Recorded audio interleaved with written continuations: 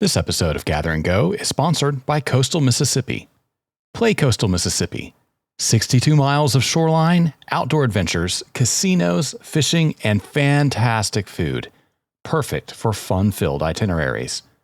Visit coastalmississippi.com and go have some fun for fun's sake.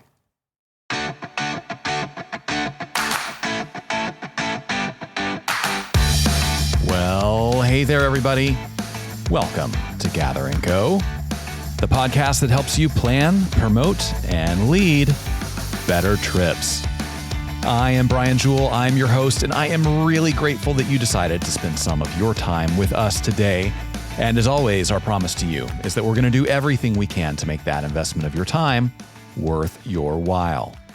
Today, we're going to do that through a really fun and fascinating conversation with Tamika Carter, who is a longtime travel agent, tourism entrepreneur, and the founder of the Group Travel Academy. If you are new to group travel, curious about group travel, maybe you are a travel agent or travel advisor who is pondering whether group travel should be part of your portfolio, this is a conversation you are going to find invaluable. And if you're a pro who's been doing this a long time, there is still plenty of goodness in here for you too. I can't wait for you to hear this interview. First, though, let's start with some travel news you may have missed.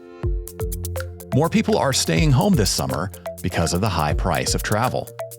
In its 2024 summer travel survey, consulting firm Deloitte found that the high price of travel is having a substantial impact on people's summer vacation plans.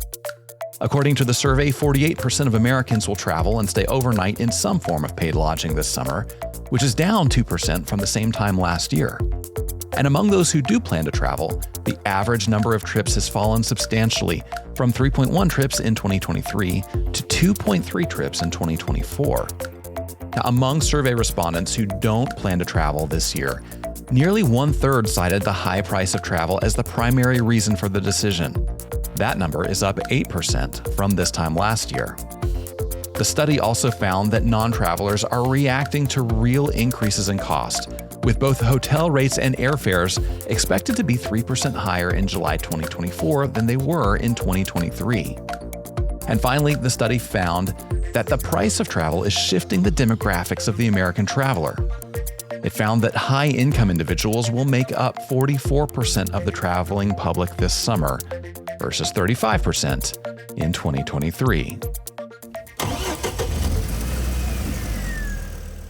Well, now it is time for the road tip segment of our show. This is the part of every episode where we dig deep into our bag of travel knowledge from decades on the road and share tips that we think will help you make your next trip less stressful and more successful. Now, I don't know if you have ever been in a hotel that has one of those little signs in the bathroom that says, hey, if you forgot something like a toiletry or some amenity like that, give us a call at the front desk because we probably have what you need and would be happy to send it up to your room.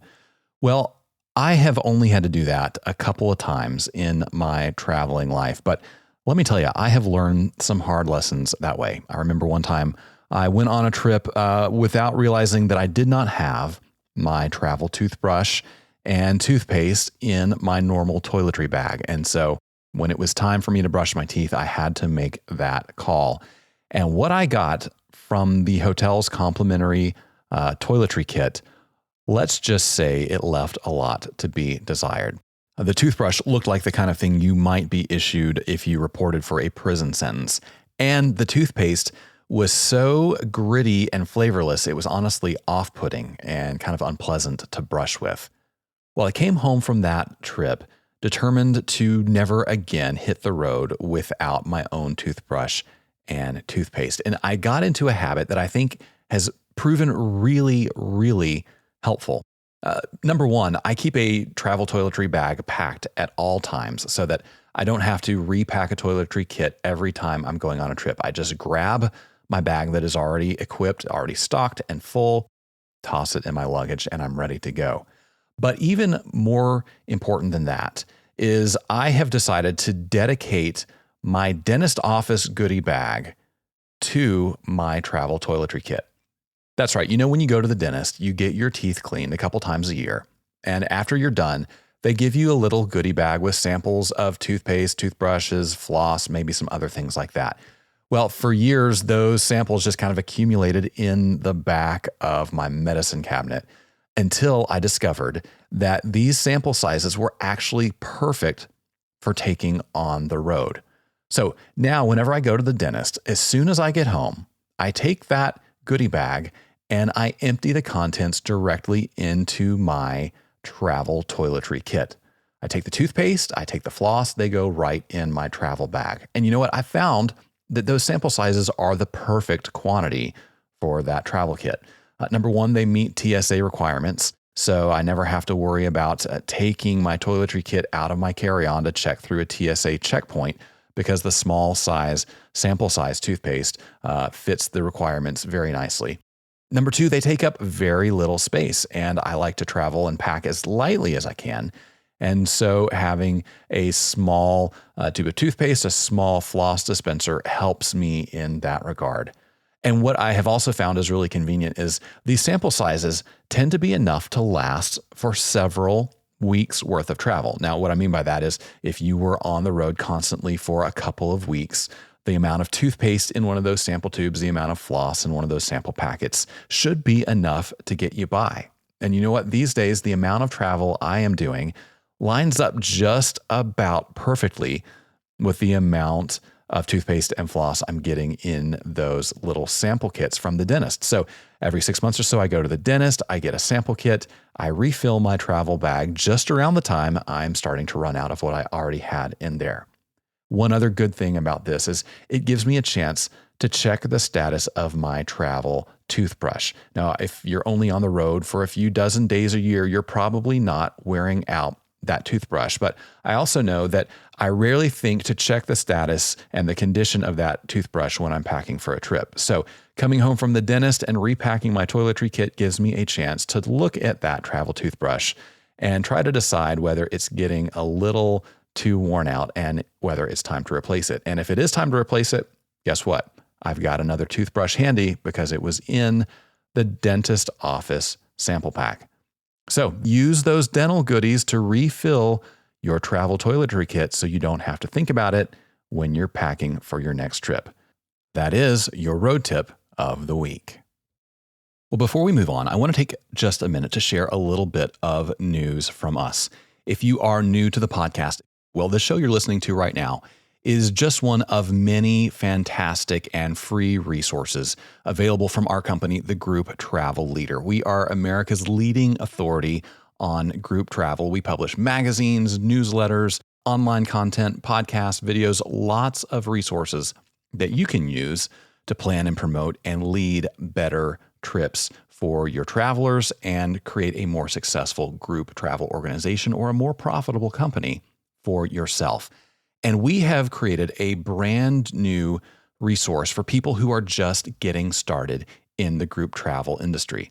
That could be you if you are interested in launching a tour company. That could be you if you are a travel agent who is curious about whether group travel is an avenue of sales that you should look into.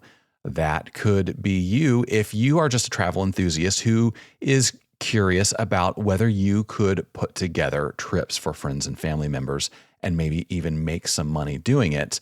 You'll hear Tamika talk about that in the interview coming up. She made money off her very first group trip. You can too, and we have lots of resources to help you figure out how to do that. And you can find the very best of our beginner resources on a brand new landing page on our website. It's called Getting Started in Group Travel, and you can access it right now at grouptravelleader.com/start. That's right, /START. I'm going to put that link in the show notes so you don't need to worry about writing it down right now. On that Getting Started page, you're going to find helpful resources for people who are at the beginning of their group travel journey. We're going to have a bunch of free downloads for you. We're going to have how-to articles. You will find some of our favorite and most helpful podcast episodes, and you're also going to find opportunities for fam tours that will help you increase your travel knowledge and become a more experienced and more profitable group travel seller. Did I mention that all these resources are free? They're free. That's right. And you can get them right now at grouptravelleader.com/start. Whether you are just beginning or maybe just want to bone up on your knowledge or skills a little bit, this is a great resource to check out. grouptravelleader.com/start. All right, well, it's just about time for us to get into our featured interview with Tamika Carter. Before we do, let me remind you that you don't need to worry about taking notes because I am taking notes for you. That's right, you're going to find a wrap up of all the most important things that Tamika and I talked about in the show notes for this episode. And show notes are located right below the media player wherever you are listening to this podcast. And hey, after the interview, let me encourage you to stick around because I want to come back to this issue of the high price of travel and see if we can ferret out exactly what's behind that and maybe who's responsible. That's going to be the topic of today's Hot Minute. You won't want to miss it. We'll be right back with Tamika Carter. Let's go, my kiddos! Rise and shine! I am tired of early morning alarms and sitting in carpool lines. I want to relax with a spa day. No more family meetings. I want a family outing. Booked a big one there. My to-do list has taken over. How about a to-dream list instead? First up, play Coastal and go have some fun for fun's sake. Make a vacation declaration of your own and start planning your escape to the Mississippi Gulf Coast at coastalmississippi.com.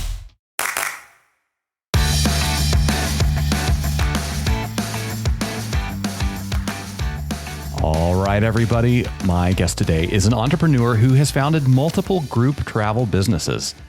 After entering the tourism industry as a part-time travel agent, she launched a company specializing in group trips to music festivals and events, then another that hosts group retreats across the Caribbean. Now she's the driving force behind the Group Travel Academy, an organization that empowers travel agents to find success planning and selling group trips. Tamika Carter, welcome to the podcast. Thank you so much, Brian, for having me. I'm so excited to be here. I am so excited to have you here. Your story in travel is so inspiring and so interesting, so unlike other stories I've heard. Can you give our listeners the brief version of how you found your way into travel? Because you didn't start here, did you? I did not start here, not at all. I actually kind of fell into the travel industry. It wasn't a dream of mine or a passion or anything like that. But going all the way back to high school, I was the chairperson for the new student committee at my school. And so any refugees that came to our high school or any exchange students, I was always the first person that they would meet coming to the school. And it just so happened that we had an exchange student from Holland my senior year, and she and I were very close. We became very good friends. And one day she said, Tamika, you should try this exchange student thing. And I didn't even think, coming from a small town in southwestern Virginia, that would even be an option for me. Never even crossed my mind. And I thought only people came to us, not that the U.S. people went to other countries. And so to make a long story short, she brought me a video. I watched the video. I took it home, shared it with my family, and ended up living in Tasmania, Australia with a host family for a full year. Wow. And did an extra year of high school. And it was at that point that I was like, you know what? I love being engulfed in other cultures and other experiences, and I want to do this more. Yeah. When I came back home, I went to college, graduated from college, and gifted myself a trip to the Bahamas for my graduation. And that is when I fell in love with island life. And so at that point, I was like, you know what? I want to travel more. I don't have the money to do it. As my daughter says, she calls it being a broken heir. So I was a broken heir. Right? So I couldn't afford to travel. So I had two choices. I was like, I can either become a travel agent or a flight attendant. And I didn't want to be a flight attendant. So even though I was working full time, I decided to look into becoming a travel agent. And I started moonlighting like most of us do in this industry, and just kind of operating a travel business on a part-time basis in the evenings after work. Obviously, that worked out for you. When you and I talked a while ago, you told me that you tried a number of different paths into the industry that ended up not working out. Can you fill us in on what some of those were, why they didn't work out, and where you found the motivation to keep going even after things that you really hoped would be perfect fits turned out to not be right for you? That's actually a great question. So I tried a lot of different things to learn the ropes of being in the travel industry. I signed up for an MLM, Mm, and that didn't work for me because it just didn't feel good in my spirit. I know mm, that there are some good ones out there these days, right, today, but the one that I had signed up with then was really more concerned about just having me build a team of people under me. They didn't teach mhm, me anything about travel, how to solve problems for travel clients, and things of that nature. So it just didn't really feel good in my spirit, right? I wasn't mm. learning the industry. So I got out of that. I ended up going with a host agency. And again, I just want to preface it by saying that I know that there are some good ones out there these days. Yeah. But the one that I was with then, the policies were just really inflexible. And I found that they were marketing their brand more than they were trying to help me market mine. And I wasn't really building those relationships with suppliers and things of that nature the way that I wanted to. And so I decided that I was going to look into becoming an independent travel agent. And I started to do that, but it was really, really hard. I was going to all these trade shows and I was the person, no judgment, right? Judgment free zone, but I was the person with the suitcase, lugging the suitcase behind me with all the brochures, all the pamphlets, all the booklets, everything. Excuse me, because I just had no idea of what direction I wanted to go or what I wanted to sell or who I wanted to serve. So I just collected everything and just tried to learn as much as I could. I even signed up as an independent agent or an independent contractor with a brick and mortar company. And I went to that agency probably like 2 nights a week when I first started out. And it was just a challenge, like learning the GDS booking system. It was just really, really hard and complex. And I found overall that people who were already in the industry didn't really want to, no one wanted to take me under their wing to like show me the ropes for real. Because Wow. everybody kind of thought that, if you do that, you're creating an additional competitor. But I believe that there's so much out here for everybody. There's enough for everyone. So none of those avenues worked for me. And honestly, I almost gave up. But my mom asked me to put together a cruise, a group cruise for our family. And it was only supposed to be about 8 or 10 of us that were going to go on this particular cruise, but it ended up being about 40. And I had Wow. never cruised before. My mom had never cruised. And just working with the cruise line was so easy and it was so seamless. And then I also figured out that, wait a minute, with this group thing, other people do the selling for you.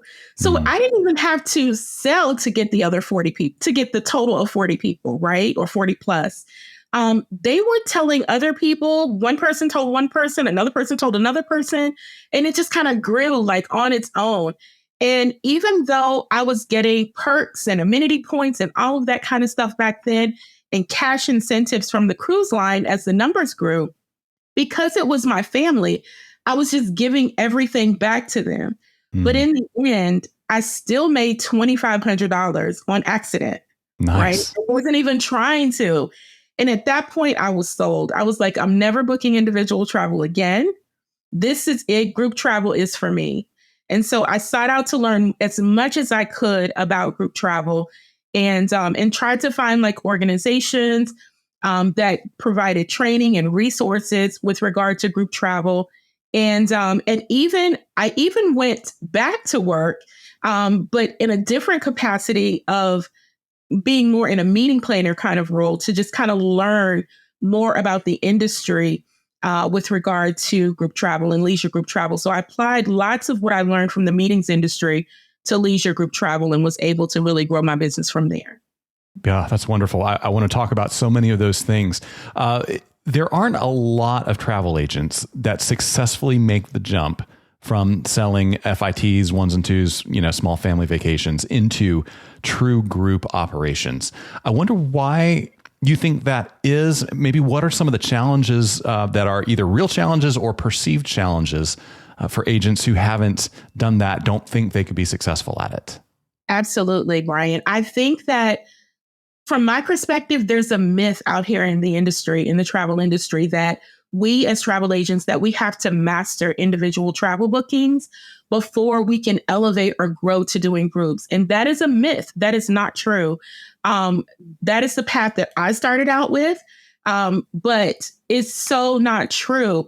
Because really you can start out with group travel and you can either just have a group travel business and sustain your business from there, or you can use your group travel business to funnel down to individual clients who will want you to book individual trips for them because they can see what a great job you did on the group trip that they experienced with you. So I think it's really just the myth that's out there. And then I think a lot of agents start out just like I did with booking individual travel. They get confused, they get lost, they get overwhelmed, and they fall into what I call this gap of overwhelm and burnout, just like I did, where you just want to just give up. You just start to think that this isn't right for me, that this is not the right industry for me. This is too difficult. I don't want to be on the phone all day dealing with what I call travel lookers and not travel bookers, right? And so I think we just have a tendency to get to that point and we just burn out and we give up because we think that there's no hope. Now, I think there are some agents hearing you and they're thinking, well, I recognize that feeling of getting calls all day and night and being burnt out. If I'm feeling this burnout trying to handle, singles, couples, and small families, how much more difficult is it going to be to handle a group of 40? I mean, that just sounds enormously hard. Walk them through how that works and how they can do it in a way that is sustainable and healthy and maybe even fun. Absolutely. So the thing about group travel is that you're dealing with one person typically. If you're working with affinity groups, you're dealing with one person that you're planning the travel with, and you're planning an amazing group getaway for, and they're just bringing all of those other people along with them, right? So that is the key, is to work with one person and have them bring other people along with them to fulfill your group trip. The other thing is we use a term called magnet group trips, right? Where the group travel leader or the group travel agent is the leader of the group. And so that means, like, for example, with me, I can lead my own group and I can plan an amazing itinerary one time, right? That's an amazing experience. And I can invite other people to just come along with me for that experience. So you're not necessarily on the phone dealing with these travel lookers consistently. The other thing that I want to add about that is with group travel, there is an opportunity to eliminate so many of the challenges that are out there with regard to individual travel bookings, because a lot of times we get calls from people with regard to individual travel and they don't know where they want to go. They don't know when they want to travel. They don't know the geography. They have no idea about the budget, right? And why should they? Because we're the travel agent. We're the expert, not them. Yeah. But the good thing about group travel is that you can tell them where to go. You can tell them when to travel. You can tell them about all of the experiences that they will have on that particular group trip, and just create an exciting itinerary that you just sell over and over and over again. Yeah, that makes a lot of sense. So you kind of hit on the two different main formats of the way an agent can sell group travel. You are either working with an affinity group and a group leader, or you kind of become the group leader yourself on that magnet trip you talked about. Can you give us a general comparison on how the economics of those two work out? Are they similar, or are there economic advantages to taking on all the additional work of being the group leader yourself? It really just depends, I believe, on the person and the personality of the agent who's actually planning the group trip, right? So I believe that if you're somebody who's more introverted, that it may be easier for you to go out and work one-on-one with affinity group leaders and to bring those group leaders and those groups to you. However, if you're the person who's like, the life of the party and people are always asking you, where are you going next? I want to go. And you just have a natural way of bringing people together. And you can do that in a way that's bringing like-minded people together. Then it makes a great opportunity for being a magnet group leader as a travel agent and putting those magnet group trips together. But Brian, in our program, we have a program called the Group Travel Business Bootcamp. And one of the things that we teach in that boot camp is another business model. And it's called the massive group travel business model, where you use magnet groups plus affinity groups equals successful, sold out, iconic vacation experiences. And so the way that that works is you put together as a travel agent an amazing group travel itinerary to a destination as a magnet group, where you as the travel agent are the leader of that particular group. But then you use affinity groups and affinity group leaders to fill that space for you, right? So it eliminates a lot of the pressure off of the travel agent to have to find people to fill that group trip. But Ryan, it also eliminates the pressure for the group leader, for the affinity group leader, because 9 times out of 10, they're not going to have to call you if they don't get enough people to fill that trip, and you're not going to have to cancel that trip, because it doesn't matter. Let's say, for example, you have 20 rooms, right? So typically 10 rooms is, the minimum that's required to be considered a group for a hotel or resort, right? So if you're working with affinity groups, and let's say you have an affinity group leader who's only able to fill 5 of those rooms.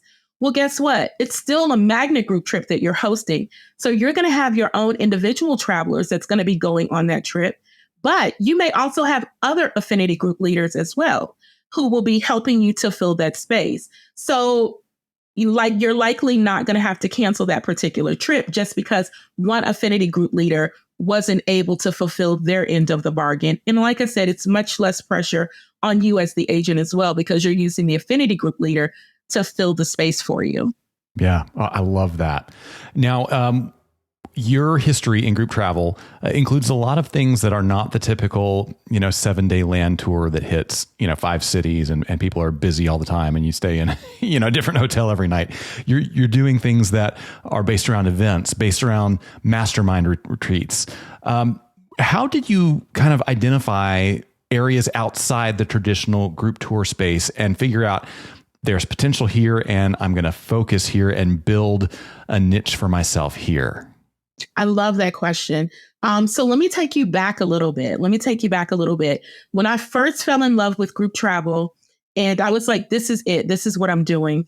I started out booking any kind of group trip, that was coming to me, whether it was a girlfriend getaway or a destination wedding, a family reunion, anything. Any kind of group trip. I had no niche, no target market, nothing like that. But then a young lady who had gone on a cruise that I had done, she asked me to book a trip to the Essence Music Festival. And she was like, why aren't you doing trips to the Essence Music Festival? And honestly, I had heard of Essence Magazine, but I had no idea that they did a music festival. So I looked into it because she requested it. And she said, if you do this, I'll bring people because I know people who want to go. And so I looked into it. I put together the trip to the music festival. And honestly, Brian, it was like not the best experience at all. So we had issues with transportation. The hotel that I had booked wasn't great.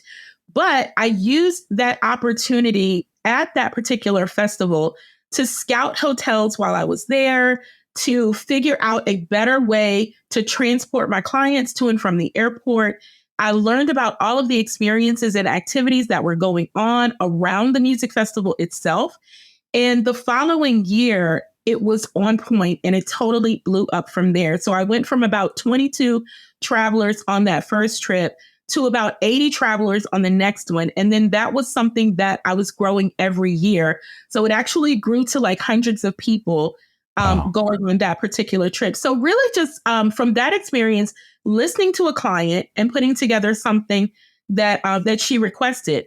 At that point, I realized that music festivals and sporting events and major events in general, they sell themselves because people already want to go. And so the marketing is done on YouTube. It's done on TV. When you think about Super Bowl, people already want to go to those kinds of events, right? Yeah. So those other people, the people who are hosting those things, they do the promotions for you.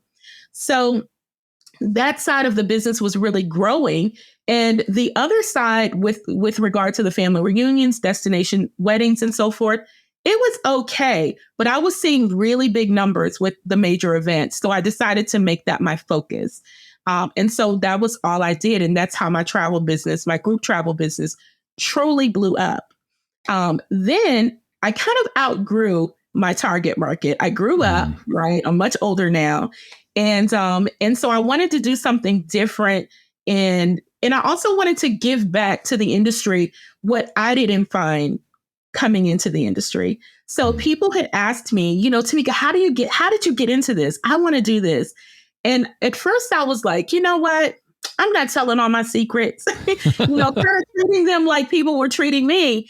And then I said, Tamika, you're leaving money on the table, right? Let's look into this more. And I was looking for something different to do anyway. So I decided to create an organization for people who wanted to learn group travel. And that was the International Group Travel Agents Association, which we rebranded a few years ago into the Group Travel Academy. So as we rebranded, and I was going through like all of this coach training and so forth on business coaching, I was surrounded by other business coaches and life coaches all the time, whether it was on Zoom, whether it was at in-person conferences or meetings and so forth. And every time I introduced myself in this circle, people would always come to me and say, oh my God, you teach group travel? I want to take my people somewhere. I have a following. I want to take my people somewhere. And at first, once again, Brian, I was like, no, I don't sell travel anymore. I don't do that. All I do is teach travel now. And then again, it hit me, Tamika, you're leaving money on the table. So I took that information from hearing from all of these other business coaches and life coaches in other industries that I was around all the time, and I'm completely surrounded by even today, all the time. And I said, you know what? I got to do something about this. So from that point, I founded Caribbean Mastermind Retreats, which is a totally different and totally unique group travel agency that specializes in travel to the Caribbean for business coaches and life coaches who want to take their clients away for transformation. Yeah, that sounds amazing. I have a mastermind group I'm a part of as well. And whenever there's an event, they're always looking at me like, Brian, are you going to book the travel for us? I'm like, guys, I'm not even a travel agent, but yes, I will. I will take care of this. So what a great service for people in that area. So you mentioned earlier, you kind of looked to the meetings industry to help you figure all this out and to educate yourself. A lot of people in group travel, I think, really don't pay attention to meetings. They're two, worlds that overlap a little bit, but not always a whole lot. So I'm curious, what were some of the great lessons you learned from the meetings industry that you think other people in leisure group travel should be learning as well? Oh, absolutely. There is so much to be learned from the meetings industry, particularly with regard to hotel and resort contracts, the legal language to look for, and how to protect yourself legally. That is very heavily discussed in the meetings industry. So I definitely think that's one of the main things that can be taken from the meetings industry. The other thing is with regard to food and beverages, right? And whether or not you should have food and beverage events like at the resort or at the hotel that you're using for your leisure group trips, and how to negotiate things and just those things and how to make a decision with regard to whether or not you should host your food functions offsite or onsite. So if I am a group travel leader or sort of a solopreneur tour company, and I'm negotiating with hotels and they give me a contract, are you saying that I have the option or even the authority to go back to them and say, I don't like these things in your contract, I want to change them? You absolutely do. Wow. Everything is negotiable. Everything is negotiable. That is worth the price of admission on today's episode right there. That's going to be helpful for a lot of folks. So you don't like leaving money on the table. And I've heard you say before that you think a lot of people in group travel are leaving money on the table. Can you give us some ideas about those missed opportunities that you're seeing and what people should be doing to close those gaps and make sure that they are being as profitable and as successful as possible? Absolutely. I think the main thing, there are two things. One thing is I think people as travel agents, we need to get out of our own backyard. And And what I mean by that is we cannot build our businesses on the backs of our families and friends. And that is because our families and our close friends typically will travel with us, once or twice, but then they're not going to travel with us consistently. So we need to get out. We need to expand our businesses. We need to start reaching out to people who are not in our backyard, whether regionally or nationally or even internationally. Reach out to people who want to experience the trips and the travel experiences that we put together. The other thing that I think is really important kind of goes back to the story that I was sharing about my transition from just group travel in general to music festivals and sporting events. And that is, I think people tend to get FOMO when it comes to being in the travel industry and being a travel agent. They have fear of missing out. They think they want to serve, they think they should be serving everyone, when in fact, what they should be doing is solidifying themselves as an expert by identifying a clear niche and target market of people that they want to serve, because this will make them an expert in the industry, and it will also help them to be able to turn down business that they don't want. And it helps them to say, I don't versus I can't, right? So for example, for me in my current business, it's Caribbean mastermind retreats. I told you before, I fell in love with the islands. I love the islands. So I'm not going to overexpose myself trying to learn about every destination in the US and Europe and South America and Africa. It's too much. The world is too big. I focus exclusively on the Caribbean. I focus exclusively on business coaches and life coaches. And that is it. I'm not hard up for business. But also people don't come to me and ask me to plan a retreat in Utah, because the name of my business is very clear. The niche and target market that I serve is also very clear. And most of the business that I get comes from word of mouth. So I rarely even have to do any marketing for that. And in the community that I am in with regard to the business coaches and life coaches, they see me as the expert for group travel for business and life coaches around the country. Yeah, I love that. Can you give us some examples of other places that maybe people should look for opportunities? So things that you say, well, this is not my area of interest or expertise, but here are some places where there are potential that other agents or tour company owners maybe ought to be thinking about. Absolutely. I think I can give you some examples based on some of the clients that I've worked with. So for example, I have a client who came through our program a couple of years ago, and she kept missing our Thursday night sessions. They were on Thursday night then. And so I would follow up with her, and her name is Jan. And I'm like, Jan, why do you keep missing out on the sessions? What's going on? Is there anything I can help you with? And she's like, oh, I'm sorry, Tamika, but I volunteer with this theater group. And, and we have this on Thursday nights. And so I'm catching the replays and I'm trying to keep up. But all along, Jan was having a really hard time identifying her niche and target market. It just wasn't clicking for her. And so after this conversation with her, I was like, Jan, if you're spending so much time with this theater group, then that's who your target market should be. So after having that conversation, she created a new brand called Destination Showbiz. And she only targets theater lovers, youth theater groups, church theater groups. She plans trips to New York, to Broadway, to Sight and Sound Theater. She does speakeasies. She recently put together a group cruise for theater students where she's working with the cruise line to have them interact with the people who are working on the stage, with the entertainment and so forth. Yeah. So that's really great. And then she did a trip in January to New York where she took a bunch of theater students and coordinated a classroom type of environment with an acting coach in New York in the acting coach's studio, where the students learned how to audition for a commercial. Wow. So, that's just one opportunity of thinking outside of the box, where she's now an expert in this particular area. She knows exactly where to find her people, because, right, that's the number one question I get all the time. So where do I find people for my trips? Right. So, but because she's an expert and she has identified this niche and target market, she knows exactly where her people are.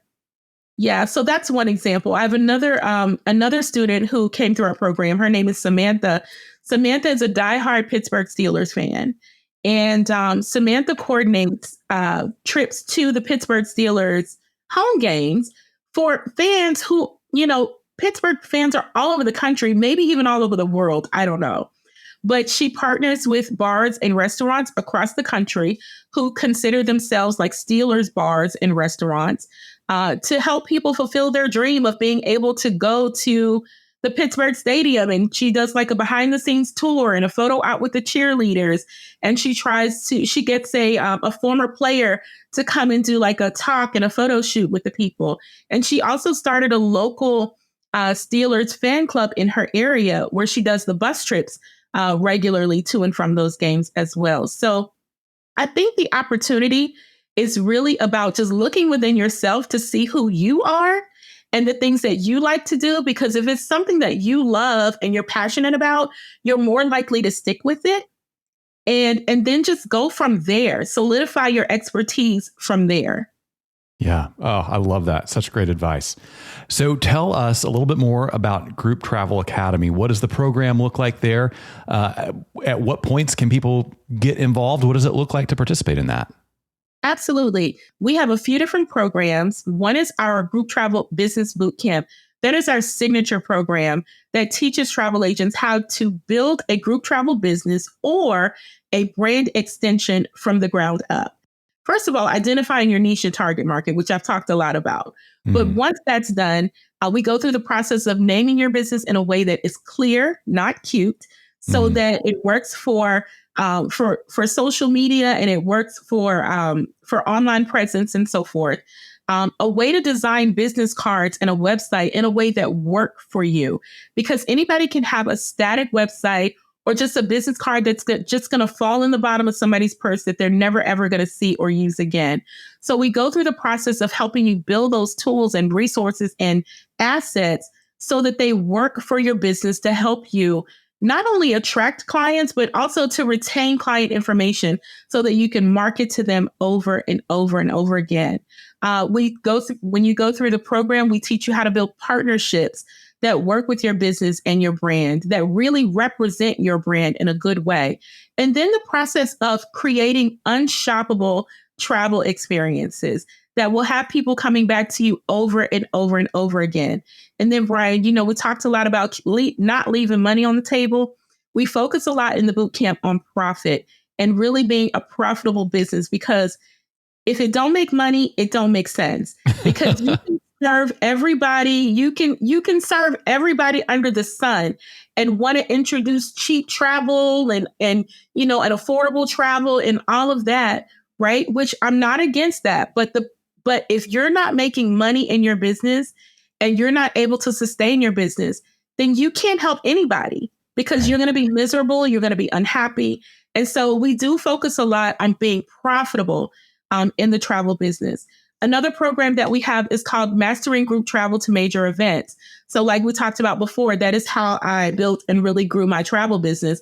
So I take agents through the journey of selecting hotel properties, how to deal with ground transportation and possibly even airline transportation, how to market your major event trips and so forth, and also being profitable and just how to stay in touch with clients and keep them engaged, whether it's before travel or during travel or after travel. So that is one program that we have that's really, really popular.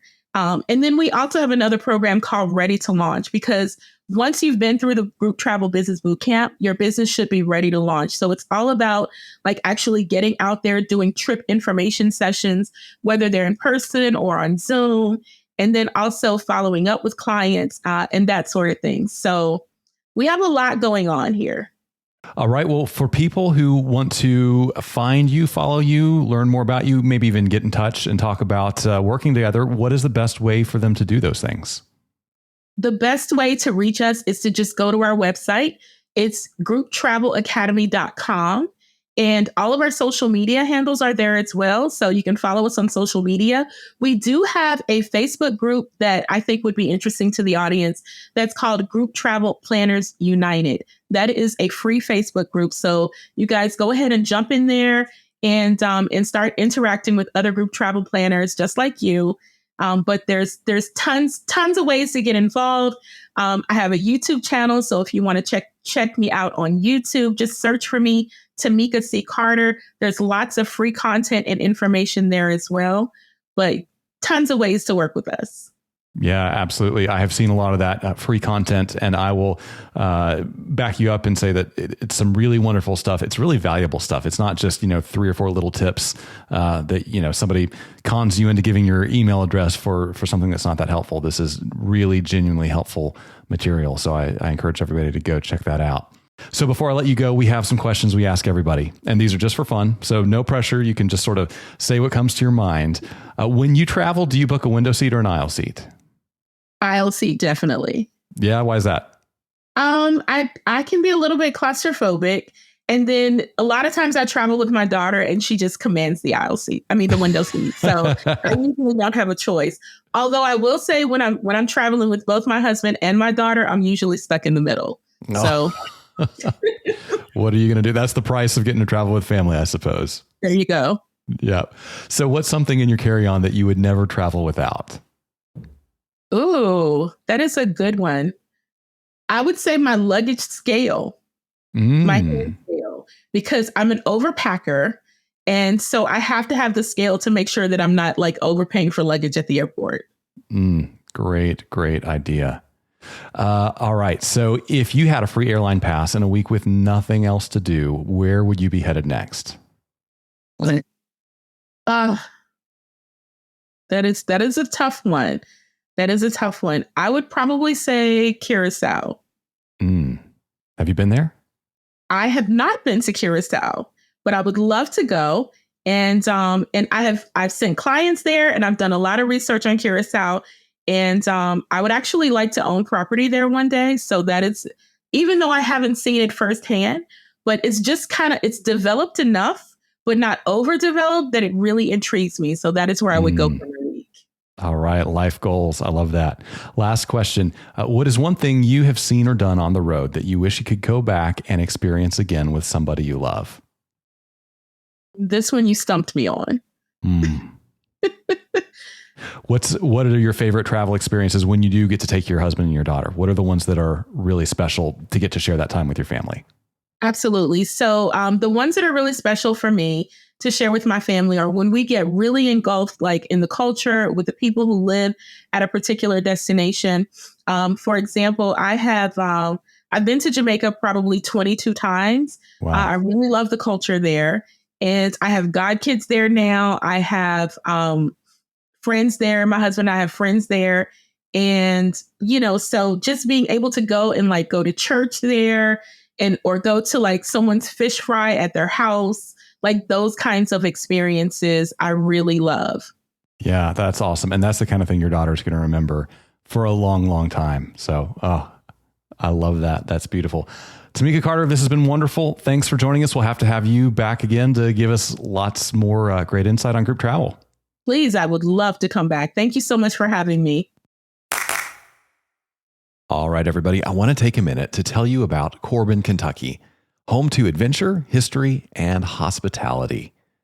Nestled in the foothills of the Appalachian Mountains in southeastern Kentucky, and conveniently located off Interstate 75 by the shores of the pristine Laurel Lake, Corbin is the perfect adventure destination. It's home to Cumberland Falls and the only moonbow in the Western Hemisphere. Corbin is also the birthplace of KFC. You can still eat where it all began and tour the state-of-the-art museum to learn the unique history of Colonel Sanders. Stop by Sanders Park and take a selfie with the bronze statue of the Colonel, then spend a day enjoying the races at Cumberland Run, Corbin's new thoroughbred harness racetrack. And if you're a food lover, Corbin is definitely the place for you.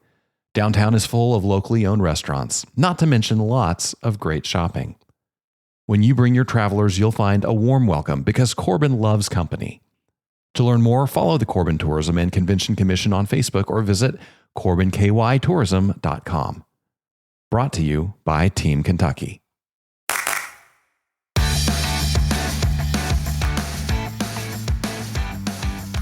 Well, I sure hope you enjoyed that conversation with Tamika as much as I did. I love hearing the stories of people who work in tourism because They never seem to go in a straight line. They're always fascinating, and that should be encouraging to you wherever you are, wherever you started in tourism, that you can have a great and fun and prosperous future in this industry. You don't need a certain qualification. You don't need a certain credential. You just need some curiosity and some tenacity, and you can achieve some great things as well. Now, I want to take a minute to hit some of the highlights of things that Tamika said, just to make sure you don't miss them, because I think some of them are really helpful.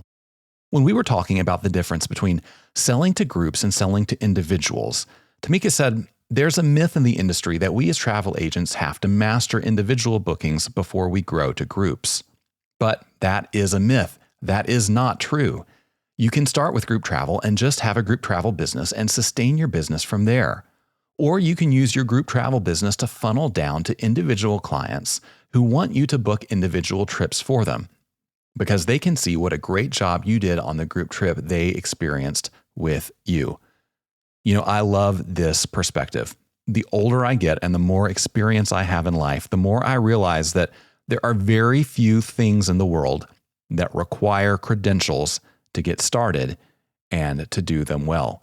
So if you are waiting around for someone to give you permission to start being a group travel seller, to start being a group tour operator, well, here and now, I am officially giving you permission. And I think Tamika joins me in saying you can do this. You have authority to do this. You have the opportunity to do this. And we are excited to welcome you into the group tourism family. Now, when we were talking about some of the benefits of selling travel to groups, Tamika said, if you're dealing with affinity groups, you're dealing with one person. They're just bringing all those other people along with them. That's the key. Work with one person and have them bring others along to fulfill your group trip. She went on to say, with group travel, there's an opportunity to eliminate so many of the challenges that are out there with regard to individual travel bookings, because a lot of times we get calls from people with regard to individual travel. They don't know when they want to go, where they want to travel, and they have no idea about the budget. But the good thing about group travel is that you can tell them where to go. You can tell them when to travel. You can tell them about all the experiences they will have on the group trip. You just create that exciting itinerary that you can sell over and over. Wow, this is a perfect summation of a really, really good strategy for building a group travel business, especially if you are an agent who already has experience dealing with individual customers. You don't have to do all the work over and over when you take a group out. You do the work one time of product development, of planning the trip. You sell it one time to the group leader, and then you just execute, and you get all the benefits of selling multiple instances of that package without having to acquire multiple customers, build multiple itineraries, cultivate multiple relationships. You just do it one time, and it works out great. Finally, when we were talking about missed opportunities in group travel, Tamika said, people tend to get FOMO when it comes to being in the travel industry. They think they should be serving everyone, when in fact, what they should be doing is solidifying themselves as an expert by identifying a clear niche and the target market of the people they want to serve. She said it will make them an expert in the industry and help them be able to turn down business that they don't want. Now, I know if you are at the beginning of your group travel journey, the idea of business that you don't want can seem foreign. It can seem like you should take every bit of business and every scrap of opportunity that comes your way. But I think Tamika is exactly right, because if you try to serve everybody, if you try to focus on everything, well, really, you're serving nobody and focusing on nothing. And so while it might feel weird to turn your back on a few opportunities, focusing on a clear demographic, a clear target market, a clear kind of travel you specialize in is going to set you up for long-term success in the future. Great content there from Tamika Carter. Well, we talked earlier in the show about how more Americans are staying home this summer because of the high price of travel. Now, obviously, that's troubling news for us in the travel industry, and it got me thinking, who exactly is to blame for the high price of travel? That is the topic of today's Hot Minute. Yeah, that's right. The Hot Minute is the portion of the show where I take 60 seconds to give you my unfiltered views on issues that impact tourism every day. And today we're going to ask who exactly is to blame for the high price of travel. So let's put 60 seconds on the clock and get into it. If demand for travel is falling, why are prices still rising? If the Deloitte survey is correct, demand for travel this summer will drop 2 to 3% from last year, while the cost of travel actually rises by about the same amount. In a correctly functioning marketplace, this shouldn't happen. Economics 101 teaches that when demand declines, prices should decline with it. So the fact that prices are rising indicates that something is amiss. Of course, you and I already know that. The tourism marketplace hasn't functioned correctly since the panicky government response to COVID nearly destroyed travel and left our industry with deep scars. And subsequent government decisions created the inflation we're experiencing now, which is probably the culprit for the continued high price of travel. So, if you're struggling with falling sales due to high prices, you need to know that it's not your fault. There are real people to blame, and it's up to us how we hold them accountable.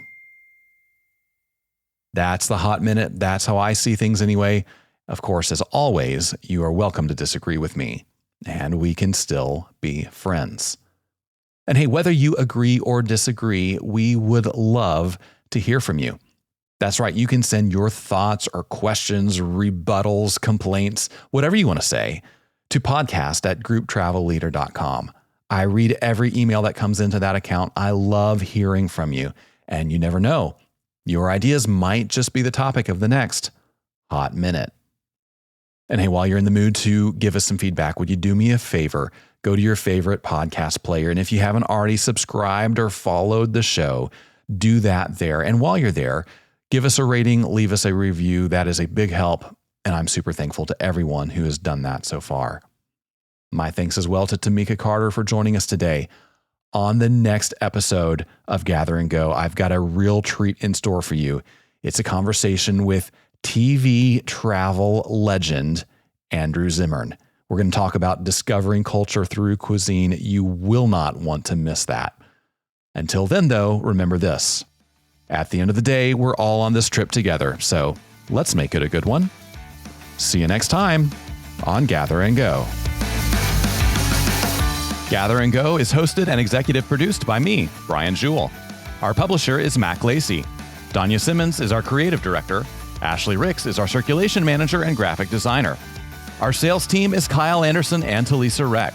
To advertise on the podcast, call Talisa at 859-253-0455. Gather and Go is a production of the Group Travel Leader. For more information about our magazines, podcasts, and events, visit us online at grouptravelleader.com.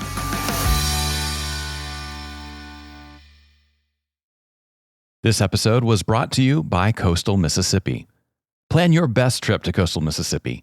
Suntime recreation and dinnertime reservations will have you losing track of time with beautiful waterways and seafood fillets. Visit coastalmississippi.com and go have some fun for fun's sake.